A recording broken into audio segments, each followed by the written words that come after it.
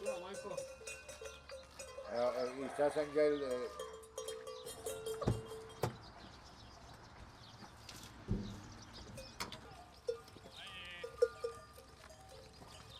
години съм земеделски производител, промяна за добро не съм видял.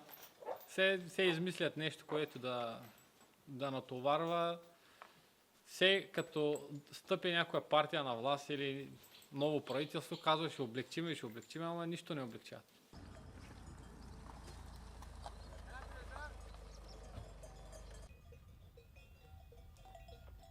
На времето в това село имаше 4 ферми.